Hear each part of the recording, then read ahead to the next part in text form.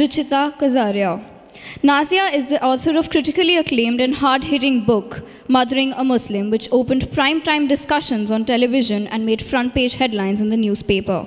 Sunil Michael Caleb, the principal of British Bishop's College, is a renowned educationist. Saira is a social and political activist, corporate trainer, educator, writer, theatre personality, and a free spirit. While Ruchita is from Kolkata, she is a poet who writes activist poems in Hindustani. Alongside being an editor, she is also a peace activist. Can I have a round of applause for them? Good evening, all of you. Thank you, Times Literary Festival, and all of us are indeed glad here to be for its first edition. Now, this is a pertinent topic, safeguarding plural India. The existential reality of the country is a plural one, okay?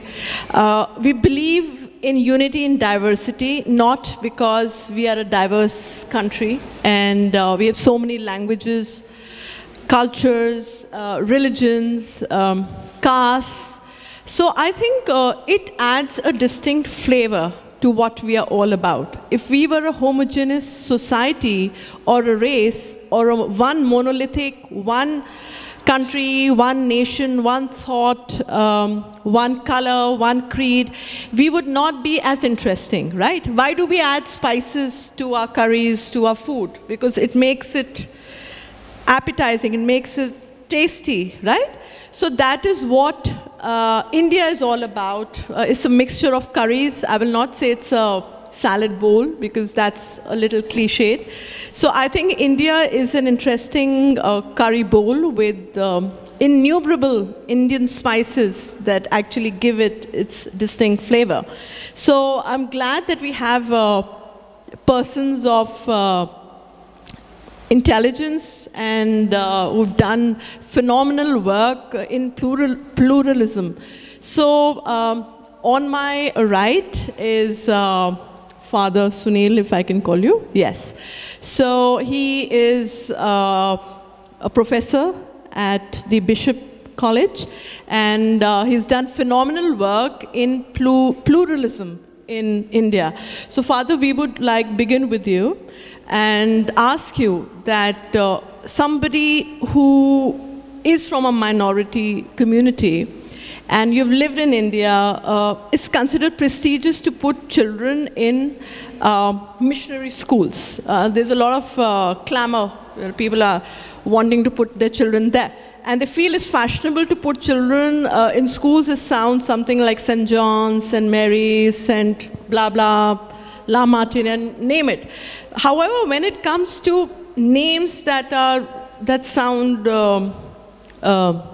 I will not say Indian, but sound ethnic, they kind of take a step back.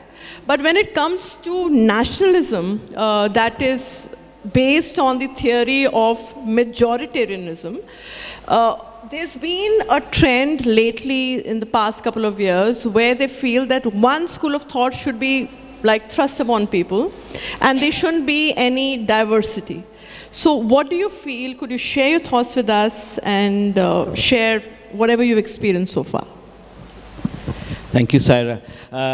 As you said in your introductory remarks, I think the reality of India is that it is plural. I think this is something that even the forces that would want us to have, one religion, one language, one nation, etc., don't seem to want to accept. But that is the reality of India.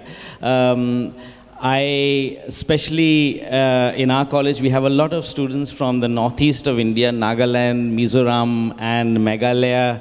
And today I know them well. I can tell the difference between a Mizo and a Naga, and I know about the different tribes. So there's really a very great diversity in India. And so therefore, India is inherently plural. And the only way we can move forward is to respect that and to try and understand that pluralism and to appreciate it. I think that's really what we can, and learn from one another. So, and this is my sadness actually, is that we talk about nationalism and, unity in diversity, but there doesn't seem to be much effort to bring people together. For example, I mean, how many of our students in North India study a South Indian language? There's no schools that teach Tamil and Malayalam, and though the South Indians have to learn Hindi. And we pride ourselves with being a nation in which so many religions emerged, but we don't teach religious studies at school. It's only part of the history curriculum, but I studied in the UK, and all children have to go through religious education, religious studies. I mean, there's a class where they have to learn about Sikhism, Hinduism, Islam, and so on. But in India, we don't do that. There is no course, compulsory one. So I think if we are talking about saving plural India, well, I don't know, some people don't want to have plural India, and they don't want to accept that, and so we have to struggle against that. But one of the ways I think we can do is to help people to experience people of different regions, different faiths, and their festivals, etc. Okay, so lately there's been a lot of muck being thrown around, on the missionaries. So the allegation that is leveled, which I don't feel is right because I'm myself a product of missionary schools, is that all missionaries are here to convert people. So there's a single-pointed argument here, which I do not agree with. So I tell them that, look, I've studied majority of my life in missionaries, studied in Sophia College at Chennai. Nobody ever talks about conversion. And they've always spoken about being a virtuous person, and I feel everybody does require moral science, and there's nothing wrong in it. If there's any school of thought that enables us to become better people, to be better human beings, I think there's absolutely nothing wrong. Never once in my experience, whether I've studied in St. Mary's, whether I've studied in Lawrence School, Lovedale, Uti, any of my schools, has anybody ever use any pressure tactics. So I feel a lot of charges that are being leveled, you hear it in these vitriolic TV debates going on. And so I feel kind of aghast. I feel repulsed at the level of debates and conversation that is going on. So what is your point of view on that? Yeah, I think it's really overdone a bit. I don't deny that Christianity is a missionary religion in the sense that it always does seek to proclaim the truth that it sees. But I think we make that distinction between conversion and proselytization, and that conversion must be genuine, must be heartfelt, must be done voluntarily, and definitely any form of pressure or temptation, or material temptation, and is forbidden. That being said, of course, I don't deny that a lot of conversion has taken place because of Christianity providing a kind of dignity to people who were oppressed within the caste system, especially. So we have I come from Punjab, actually, and most of us are Punjabi Christians.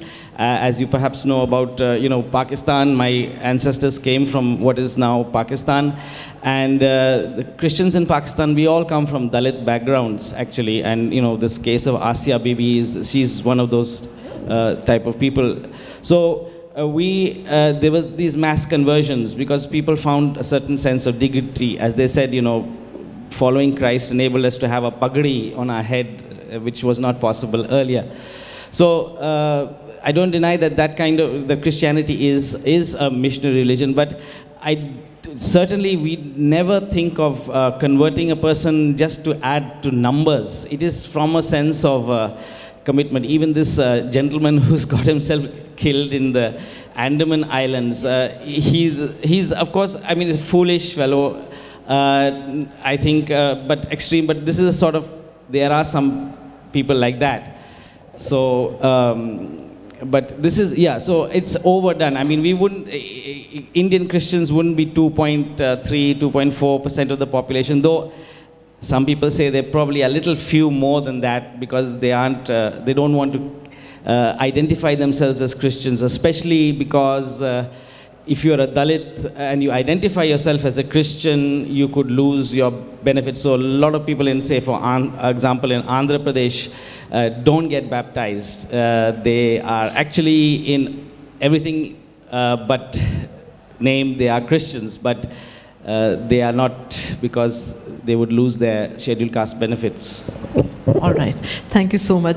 Coming to you, Nazia, you've written a phenomenal book, you know, and it required a reread.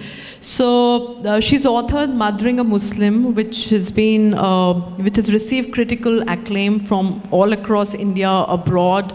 Dawn has given an amazing coverage, and so has a lot of international press as well. So Nazia has touched upon some significant and pertinent points about the feeling of being the other. So, you know, the otherization is not something that you feel inherently. Nobody feels like the other unless until somebody makes you feel, or somebody subtly, overtly reminds you that you are the other. So, Nazia, when she had her child recently, a couple of years ago, so I think what really touched a chord with me as a mother, because I've got 2 young girls as well, the whole thing when she held her baby in her arms is that, what do I do? Should I give her an overtly Muslim name which sounds apparent where he or she comes from, or should I give a neutral name so that it doesn't serve as a marker, any religious marker? So Nazia, could you please share with the audience about schools and what is happening from your experience, how religious markers are serving to identify children and how they are dealing with it, how mothers are dealing with it? Thank you for that generous introduction. The book happened, as Saira said, when I had my child, and you know, before that I was handling communications for the Global Fund. I was traveling the world, and being a Muslim was part of one of my identities, but not the identity for me. And it's not something I wore on my sleeve. But when I did have my child, and you hold that child and you find a name for that child, that's what suddenly it comes to you. And it was more so because that happened in February 2014. Now, if you go back to February 2014, do you remember what was happening in India? The election campaign. We were right in the middle of it, and it was so drawn on religious lines. There was not a day that went by, and I think January 2019, let's be ready. I mean, it's already happening, but then it will get even uglier. That there won't be a day that will go by without you being reminded that you are a Muslim or you are a Hindu, and various other divisions within the country. So this entire churning that's happening, as a young mother, it was very disturbing, plus unsettling. And I wanted to talk to other mothers around me who were my counterparts, like Saira, who had more experience than me, and to understand from them, you know, how do we navigate this path that we are on today. What I uncovered while talking to like 200 mothers across 12 cities in India, especially around Delhi NCR, was not just disturbing, but shocking. 80% of the mothers told me that their child had been bullied on religious lines in school. And it starts as young as 5.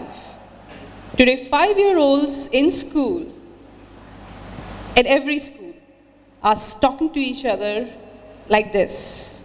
Are you a Muslim? The other child says, yes.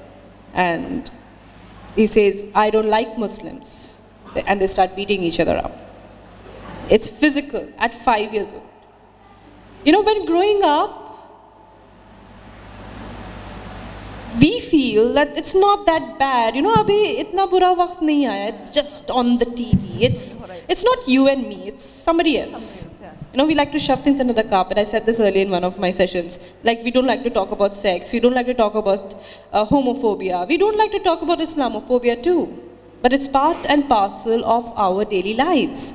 So, growing up, I remember this lady, Asma, from Bhopal. She shared a very interesting story. So when she was 5, so this is like 40 years back.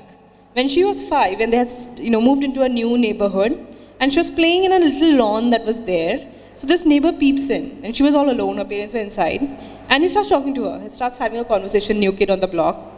And then suddenly that man says, "Tum Musalman ho?" And Asma gives him this strange look. And she says, "Tum ho gaye Musalman, main to Asma hu." That was the India we grew up in, without really knowing the compartments of, like, my daughter does not know that she's a Muslim and her best friend is a Sikh and a teacher is a Hindu. I mean, I'm not compartmentalized all the people in our lives like that. And that's how we grew up, without thinking in those terms. And it's not just Bhopal, it's Calcutta, it's Kolkata, it's Delhi, it's Mumbai. Like the story from Bombay, Dr. Varis, her child is right now early 40s. So again, going back 40 years, when he was around 5, 6. So they used to have a Maulana who would come to their house to teach Quran. And around with that, the Maulana would also tell the child things like Musalman jhoot nahi bolte, ladai nahi karte, vagara, vagara, which are universal human values. I'm sure everybody would agree. Every religion teaches this, don't fight, don't other things. But now this child took Musalman to be a noun that stands for these values. Okay, he thought that this word means these things, these values. So when they had a guest over, he goes up to the guest and says, "Moti uncle, aapko pata hai, mere class mein sab Musalman hai, सारे मुसलमान हैं, बस वो अबरार और इरफान नहीं है क्योंकि वो झगड़ा बहुत करते हैं, बाकी लोग मुसलमान हैं." That is that. But today, best schools, and the reason I'm repeating best schools means, where does your child go to school? That school in Calcutta. Or Delhi, you have Sanskriti, you have all the DPS, you have every school. The story is something like this. Kindergarten conversations go like this: "Are you a Muslim?" And the other child says, "Yes, I'm a Muslim, but I don't eat beef. Lekin main beef nahi khata." That, my dear fellow Indians, is what we have done to the next generation. The reason this, I've actually put a list at the end of the book of all the schools where these incidents were reported to me happening. The reason was not to name and shame. The reason was to underline the fact that it's your house and it's my house. It's that school where our children go, where our neighbors' children go. It's not something on television. We think it's not happening. We think we don't want to believe it's happening. My own cousin said, "What are you talking about? Itna bhi bura waqt nahi aaya hai." And it was shocking ki aaj chuka hai. We didn't realize that the kids today are only repeating the 10 p.m. bulletins in the 9 a.m. classrooms. And school administrations, most of the times, don't even know about this. It just does not get reported. I remember the principal of one of the best schools, most elite schools in Delhi, call me up and say that I am the biggest bully in my school. There's no way this can be happening in my school. Unfortunately, it was. Unfortunately, it was, after all the checks and balances she had put in place to get all these things reported. Because, when the kids are as young as 5 and 6, we think they're too young. They're too young to channelize hate. But we underestimate them. Today, bullying happens like this. If you're from a very well-to-do family, you're a Pakistani. And if you're not from a well-to-do family, you're a Bangladesh. Yeah, I got it. Kids are that smart on how to pick. What is bullying? Bullying happens for everything. The color of your skin, for the language you speak, for the region you come from, for how cool or uncool you are. But it is also, it's something that you pick on. What is easy?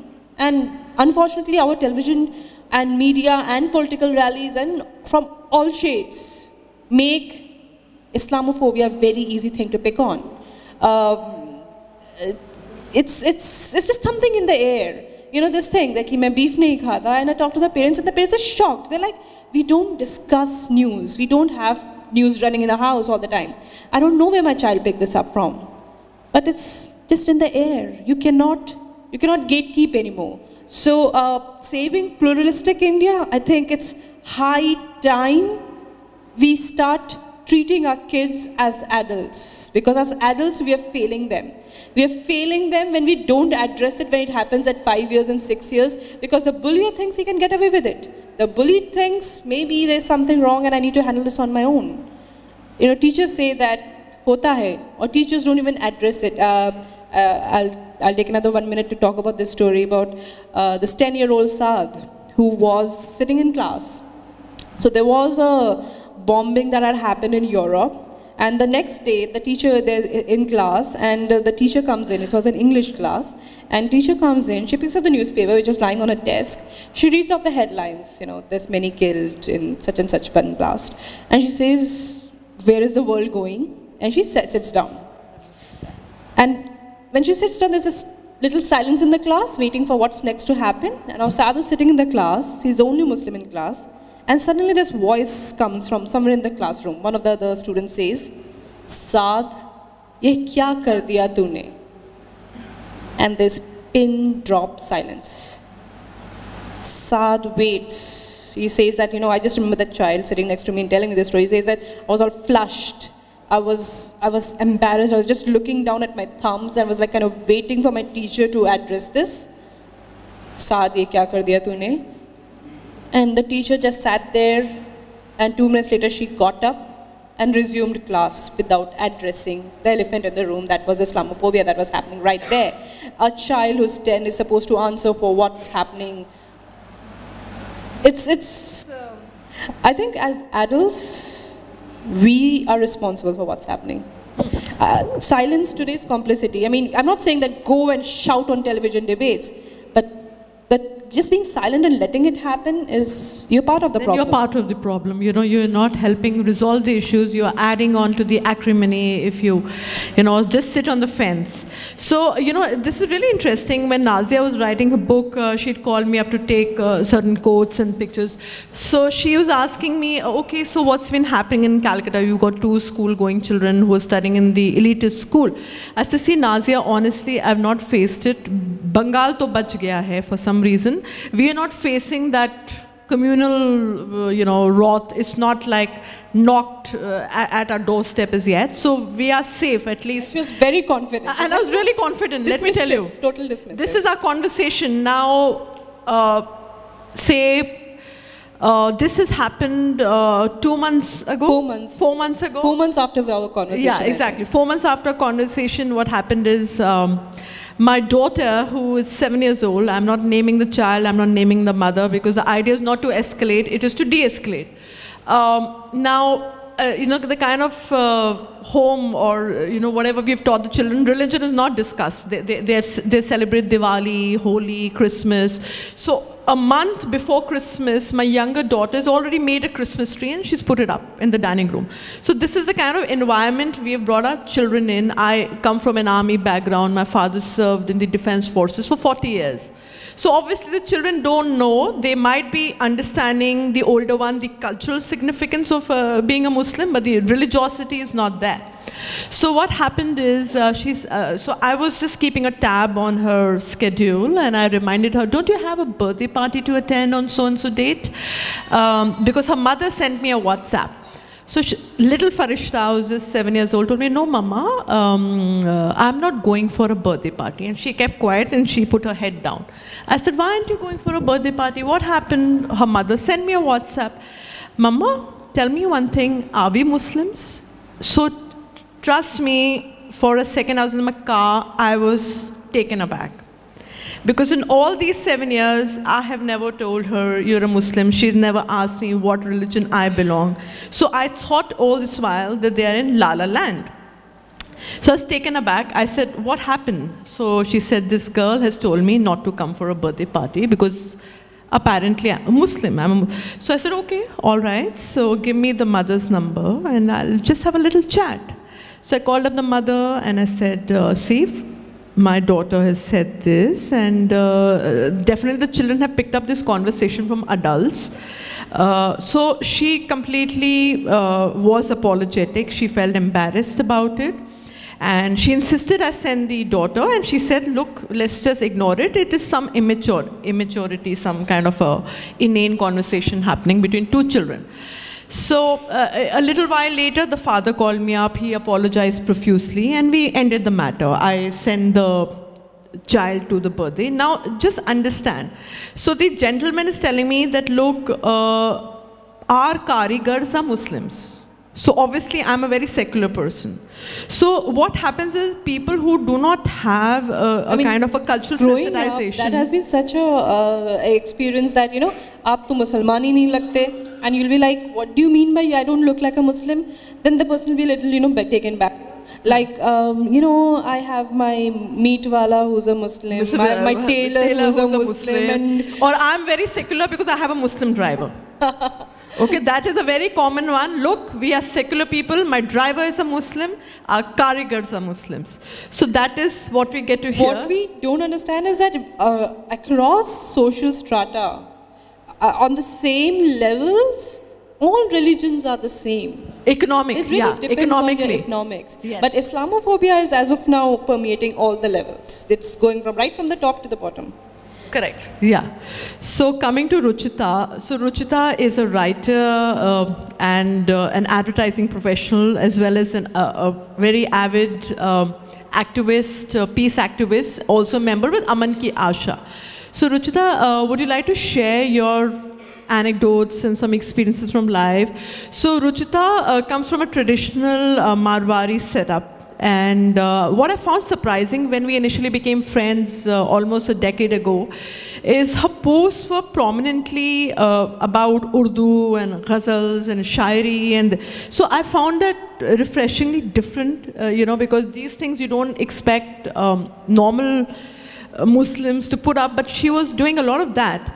And what she also was passionate about was the peace factor between two feuding countries, that is India and Pakistan, and passionately at it, literally like, you know, looking up the fishermen's problem and what has happened there, what has happened here, shooting off emails to Sushma Swaraj and ensuring that children who have a hole in the heart, they somehow get a visa to come down to India. So, you know, considering that, when she was doing humanitarian work, on the flip side, I noticed a lot of people calling her names. There's a lot of name calling happening that, look, you're an anti-national, because you are siding up with Muslims or you're helping Muslims out. So Ruchita, would you like to share that experience with the audience here? Yeah.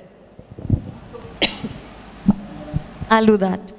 So basically, since the last 5 years, I've been categorically said that I look for opportunities for Muslim appeasement. And Saira knows exactly who those people are, and it's a growing army, you know. What I is that there are no foot soldiers anymore with the present government, but they have this well-oiled army of trolls. And everywhere, you know, you can't escape them. In fact, on Dashera, a very interesting thing happened. I put up a post for Dashera saying that this Dashera, kill Islamophobia. And I received a call from one of the outfits of the ruling party, and they struck a conversation with me. So initially they were very polite and they said that aapke maa baap Hindu hai to aap bhi Hindu hai. And we were having dinner, like a quiet sit down dinner. And I said, and I can't participate in such a frivolous conversation. And they became outraged, they were enraged, and they said, aap gandi naali ke hain.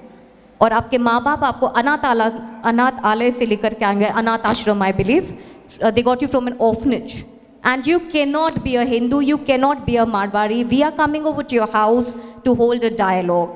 We've just come back from Bombay, my father was not well. And I could not let Papa or go through this. So I'll come down to your office and I'll reason out with you guys, though there's no reasoning with you guys. Because you guys are sick in the head. And I remember, Saira, I called you up. And I was mentioning about this, and I was even mentioning it to Nazia this evening before we came here. So this is what we face day and day out. Coming to issues like Pakistan, of course, I'm branded as an anti-national. I got branded even before 5 years. And that's perfectly all right with me. My parents have taken it in their stride. Quite happy with the work that we do. Because you cannot isolate India and Pakistan. I mean, that's really stupid. And that's, I mean, that would be something like you want to make history a myth, which the present government is doing very bravely. They are trying to dispute history in more ways than one. Can I speak about it for 2 minutes? Yeah? Thank you. So basically, you know, with Saira speaking about ghazals, let me remind everybody here that ghazals would not have happened to India if Sufi saints had not come here, if we did not have the Mughal invasions here. Say that the Mughals came and they looted and plundered and they were trying to make all the Hindus their slaves. But this is selective history. We wouldn't have had the famous yummy Calcutta biryani. Absolutely. Or the Taj Mahal. Absolutely, which is now becoming the Ram Mahal. I hope you know about it. Taj Mahal is becoming the Ram Mahal. It is going to be named after Godse. Absolutely. Yeah, okay. Absolutely. So if you can have Ramji and Sita and the Ram Darbar coming in a helicopter to UP and Adityanath receiving them. So, you know, you can expect a lot of things happening. So, railway stations are being renamed and now the Taj Mahal is becoming the Ram Mahal. A lot of things are happening. But I hope you people know that 5,000 crores is the declared amount which the government is spending towards the Kumbh Mela. And that's such an amazing boost to our economy, isn't it? I mean, here people are dying because of lack of infrastructure and the roads are crazy. And here we are spending 5,000 crores behind the Kumbh Mela. And of course, you can link it to the 2019 general elections coming up because one failed promise after the other, 15 lakh rupaye aapke account mein, or black money वापस लाएंगे. Say now we have come back to mandir yahi banayenge. This is the plight when you pick up these issues, people like us, because I have Marwadi parents, Hindu parents. This is how we are targeted day in and day out by saying that I have an agenda of Muslim appeasement. Because I work between India and Pakistan, I've been labeled as an anti-national. And I see no hope, to be very honest with you. I see no hope. Okay, so the thing is, we cannot sink into an abyss. You know, we can't afford to do that. Though it looks dark, it does. It's a very scary place to be.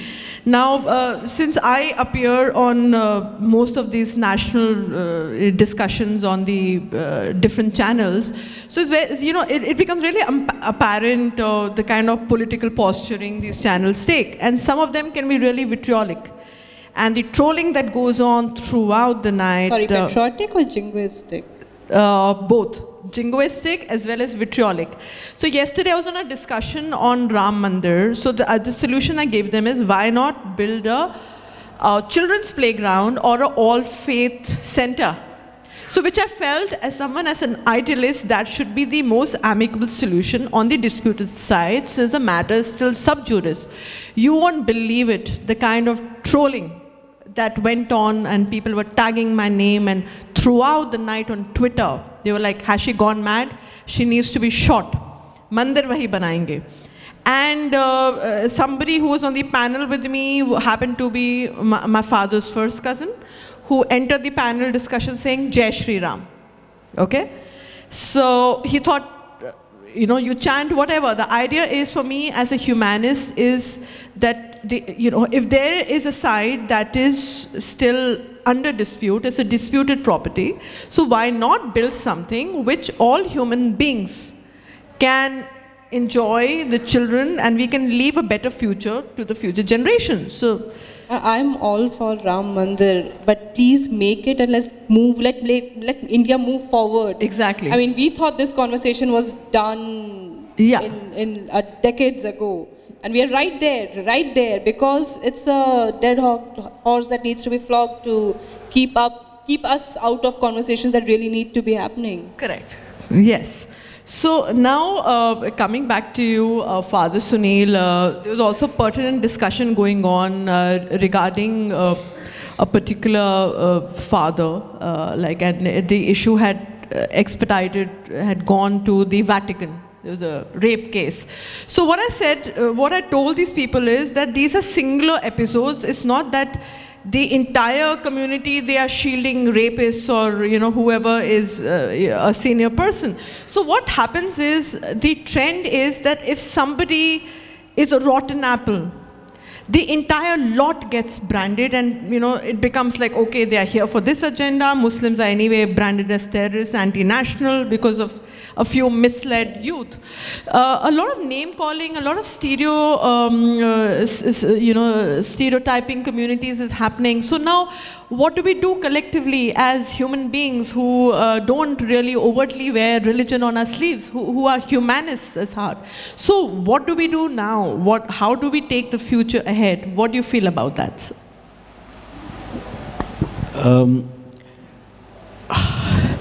Well, as we just have to band together, those of us who believe in humanity, in the goodness of human beings, and that these values such as love, justice, equality, these are universal values, and that each human being is, well, in Christian terms we say made in the image and likeness of God, whether they're male or female. So that is the way we say it. And so therefore we have to build bridges between different faith traditions. And I'm so happy to hear from Ruchita, because this is something very close to my heart, this India and Pakistan, because I have relatives across the border also. But the thing is that we have to build bridges. That's the thing. Solidarity is important, because so solidarity between right-thinking people, I think, is the only solution. We have to, and I know this troll army is there, and but then we have to support each other, and I think that's the only way we can move forward, really, and build alliances, build organizational groups. I'd like to ask something. How do you support each other when you miss out on small nuances of how these things are internalized? For example, two kids fought. One called the other over a playground, and they called, go to Pakistan, tum to terrorist ho, sale ko maro, blah blah blah. This all happened on the playground in school. Now this mother of the Muslim kid decides to call up the other side and have a civil discussion. Like, our kids fought, what's the way ahead? So she calls up the other mother and says, our kids fought, and your kid called my kid a terrorist. And the other side responds, to kya hua? तुम्हारे बच्चे ने भी तो मेरे बच्चे को मोटा कहा था. And the mother is like, I did not know where to take the conversation after that, because terrorist and mota are on the same lines, according to this mother. So now, what do you do? So how do you, so we miss nuances. As I keep saying, I think we adults are responsible. I think we absolutely. have absolutely failed our kids.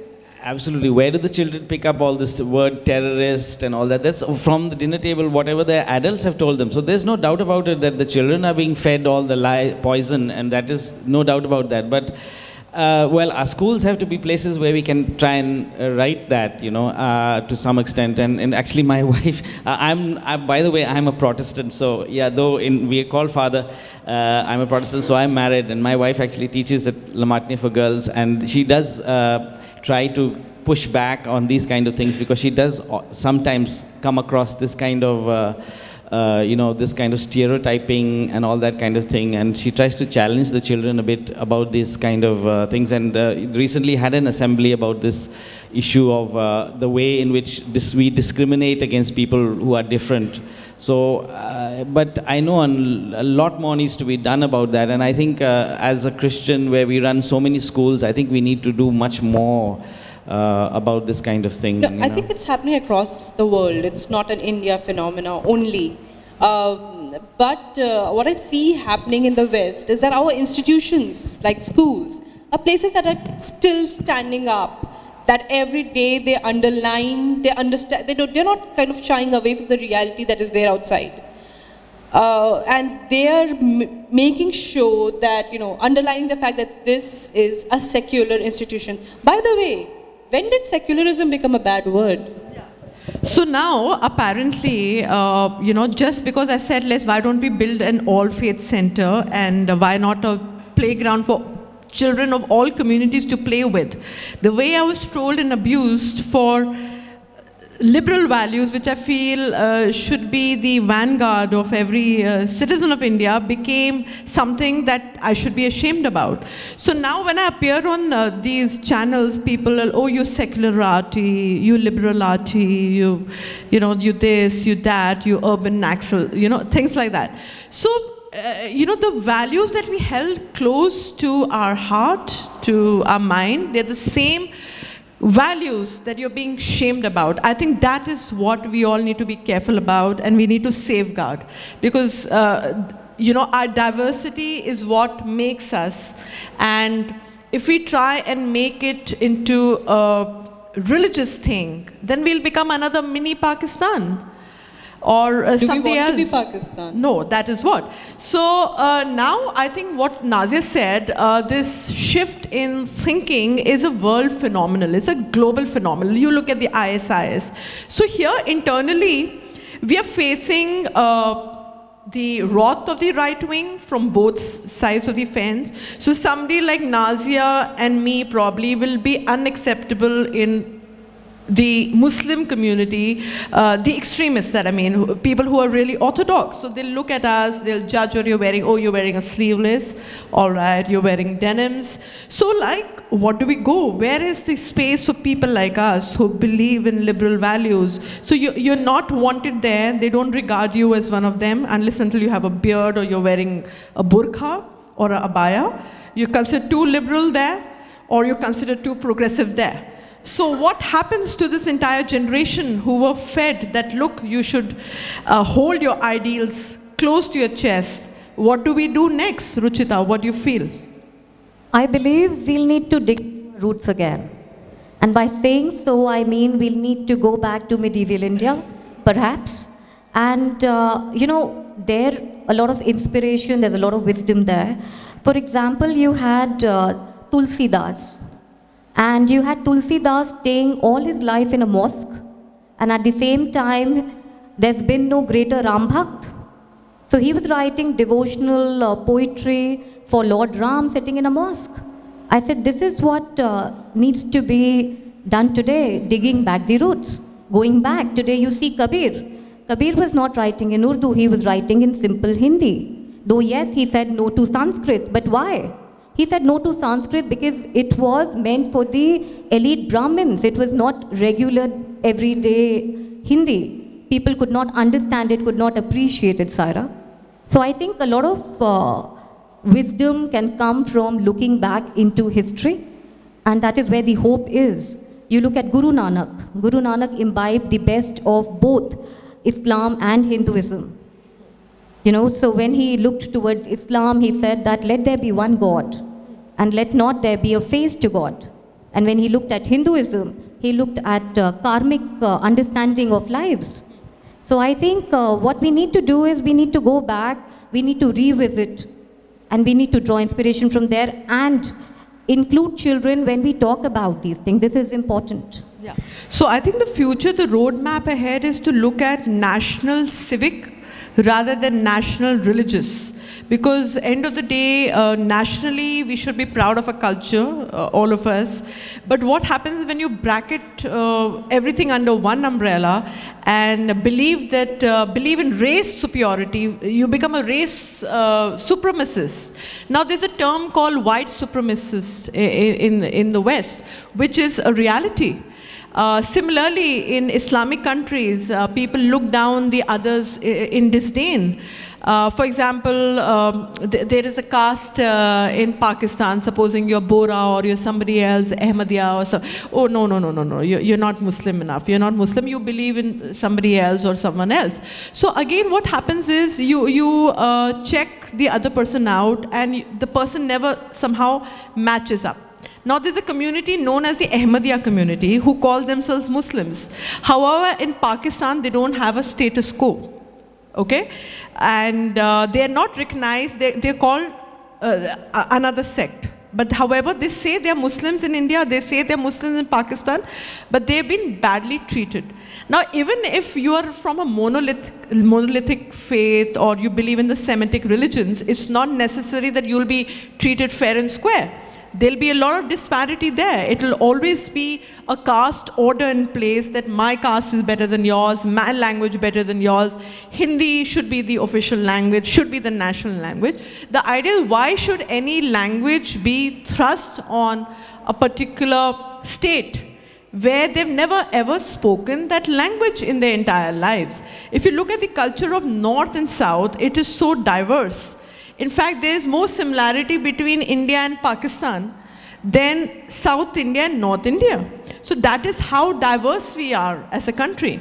But if we start believing in a far-right ideology and think that this is our only way forward and we should become again the next Nazis and believe that our race is superior to yours, yours is beneath mine, then we are failing our future generations. We are failing as a civilization. What do you feel, Father?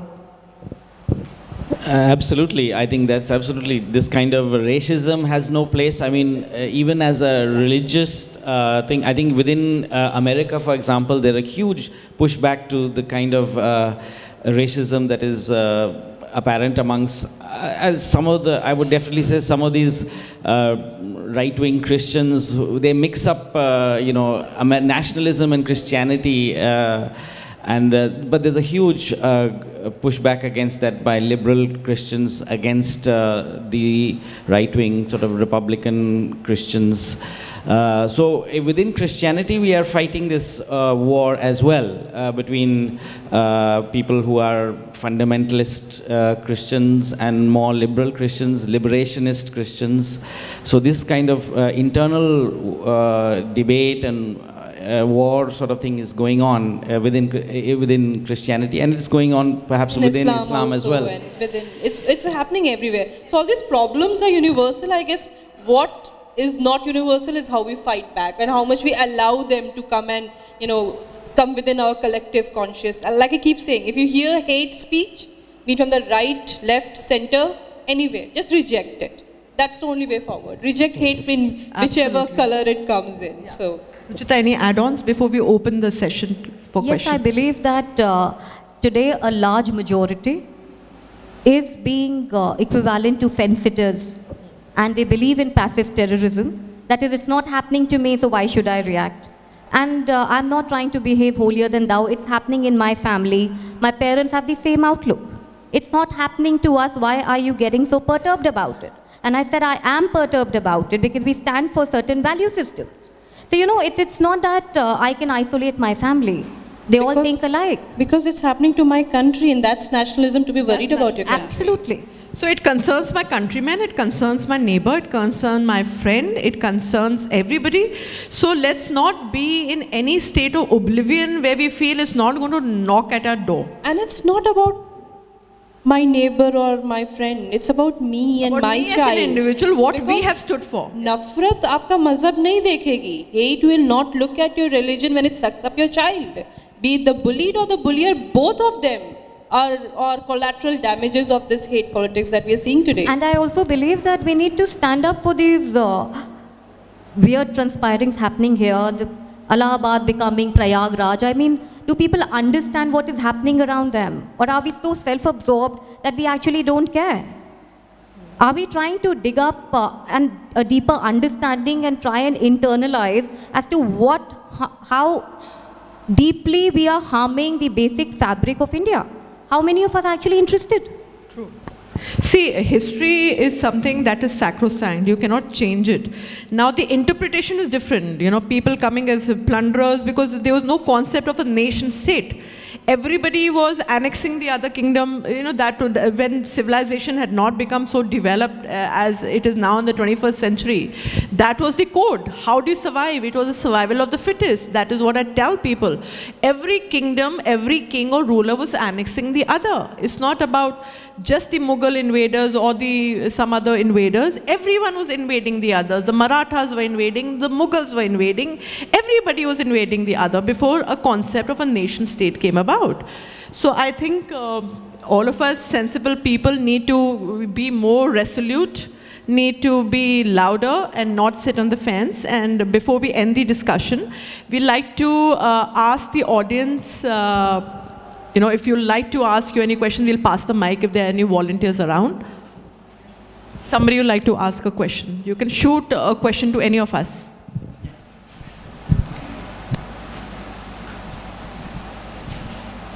I am Professor Alok Kumar.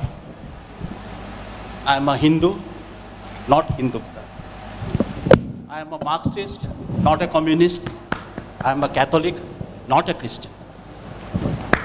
My point is that we are talking about a pluralistic India, but it should be a pluralistic civilization. Correct. A 5,000-year-old civilization cannot be changed in this manner. And that is what discovery of India is all about. The Britishers thought it all wrong. The current government has no understanding of it. In fact, as we know, discovery of India was banned. And it was not allowed to be printed over here. Jawaharlal Nehru gave it to a gentleman in Calcutta, D.K. Gupta, and he sent it abroad to get it printed. First edition also of Discovery of India came out from Calcutta. The thing is that we are talking about a total resurgence of our civilization, and we should look towards it. In fact, my father, he was a very broad-minded person. He was the first antiquarian in India. He studied antiquity. He was not an antique dealer. He studied antiquity. And he died young. I was there in St. Xavier's. And then I realized that he was contributing money for buying the idol of goddess Durga in my para. Simultaneously, he was also contributing money for the painting of the mosque in Murshidabad. So what happened was, I didn't have that kind of money to do it, as my father had, and I had to take a decision. And I stopped both. I said, if I cannot afford, I will not even give it to the para. I will not even give it for the painting of the masjid. Why did I do that? I did it for my future generation. That I don't want my son to learn it wrong. That I am favoring one of them. I hope he's somewhere here, I don't know. If he has left the room, I think that Abhishek should not think that his father, when the crunch came, he gave it to the Durga Puja. But he did not take a decision not to give it to the Durga Puja or give it to the mosque. I think that what we are talking about is we need to build a better next generation. My son for some time went to a chapel, a church on Sundays. And he was also going to a Buddhist, Gomta. He also went to Parsi fire temple. I never prevented him. I thought, let him be that, because he's going to learn and grow up in that manner. Why I'm sharing this is because I think we need to go back, as he was saying, to medieval India. We need to go back to our own civilization of India, which is 5,000 years old. Thank you so much, Professor. So heartening to hear that. Anyone else? Santashriti, you wanted to say something? Yeah. Well, thank you very much for this enlightening session. I have very good news for you because recently, I was the working president of my, community puja. So I was very pleased to get a phone call from leather unit that we are the leather manufacturer and we are mostly Muslims and we would like to, give a big donation for your Durga Puja.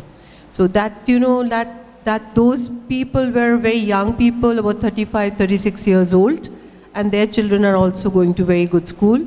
So I don't think so, this is just a government which has come for 5 years and doing some kind of a mischief and trying to, divide India and not dividing the pluralism, but, interdependent, the thing which is the main thing in our community. So I think it will definitely not going to be a very bad future. So we just have to wait for another 6 months only. Thank you. Okay, I hope so. All right, anybody else probably will take 1 or 2 quick questions. Yeah. Hi, my name's Raj. We all discuss about the communalization of our society, okay? And it's good that that you all talked about the solutions also. But how did we come here?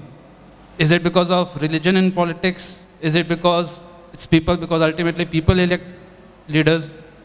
Or Nazia? is it because of education system in our country? So how did we come here? Because if we don't know how did we come here, the diagnosis and the surgical operations, I mean, the surgery of it is tough. We came here because we allowed politics to be played out in the name of religion. It came here because if somebody can win elections based on the fact that, let me share a story. Why should I judge? Let me just share a story. So this child who grew up in a very good school, and which is known for the values it keeps. It's called Mothers International. It's known for the the grounded value that comes from the Aurobindo school of thought. And this child grew up in the same school from kindergarten till class 12. She was in the same school, the same set of friends. And she did not come from a very religious family. In fact, they were only culturally Muslim, as you call them, as in Eid pe sevai khate the, lekin namaz, I mean, they did not know how to pray, or they were not very orthodoxly believers. So this child, she says, when 2013-14 happened, she says, my class just changed overnight. She says that suddenly I would walk into the class and everybody would keep quiet. They would because they wanted to change the topic. Or when the class teacher would stand there and talk about this great leader who would lead the country now onwards, and this child would say, what about 2002? And she said that I realized that I was the only one in class who had a problem with 2002, and everybody would turn to look at me and it's like, that's the past, why have we been talking about that? So she said that many things happen, like in the class WhatsApp group on Diwali.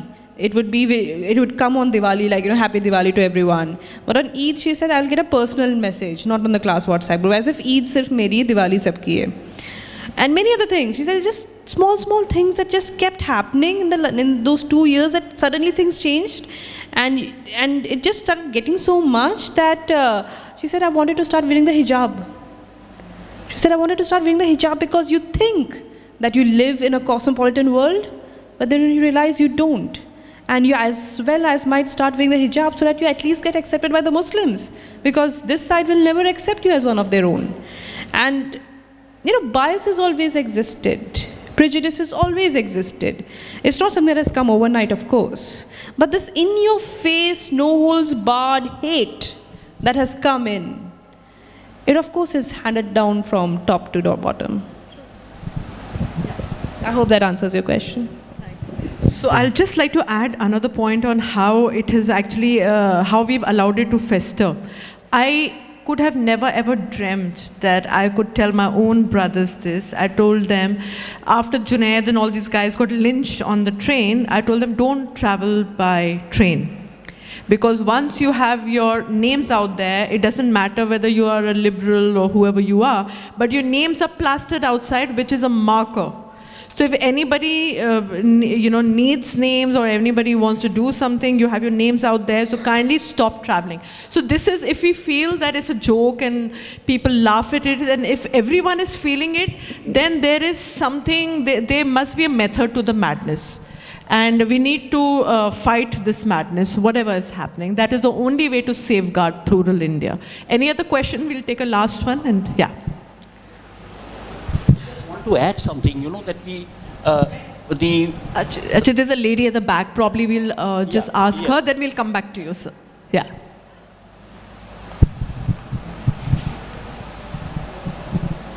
To me, it appears that what we are discussing here, we are also falling in the trap that government or rulers want us to in. This Hindu-Muslim trap that they are creating, and we are falling into that. We are talking about puja. Puja mein chanda de diye, to kya ho gaya? Muslims have come and given chanda on puja. Kyun? We should look at deeper things. Why? Suppose when I do not give chanda on puja, I am atheist. Absolutely, I do not do any puja, nowhere ever I have gone. In Calcutta, I am for last 40 years. I do not know where Kali Ghat is. But the Kali Ghat, bus stop, I know the road, but I have never gone to that mandir. And I have been born in, my parents had been Hindu, practicing Hindu, doing little bit of puja, etc. तो उससे क्या फर्क पड़ जाता है? Why did they have come to give chanda on Durga Puja? हमको इस question को रेज करना चाहिए. आज हमने ऐसा क्या कर दिया कि those Muslims have to come? Are they coming on their own wish, or they are being indirectly forced by us? We are not raising the right questions. When they say Hindu Muslim mandir बनाएंगे, तो पूछो कि मंदिर बनाएंगे तो हमारे youngs will get jobs. We should ask whether pertinent questions, whether petrol price will reduce. Absolutely. Because you are not letting us speak all these questions. We should ask that education system will improve. We should ask that whether health providing system will improve. We are not asking all those questions. We are also falling, somewhere I am feeling, all through this discussion, I was feeling that we are also falling in the same trap. So it's like, it's known as competitive communalism. No, it is not. No, I'll tell you why. If you start pandering towards a community, for example, now supposing what is the need to give 1,000 rupees to Muslim clerics, right?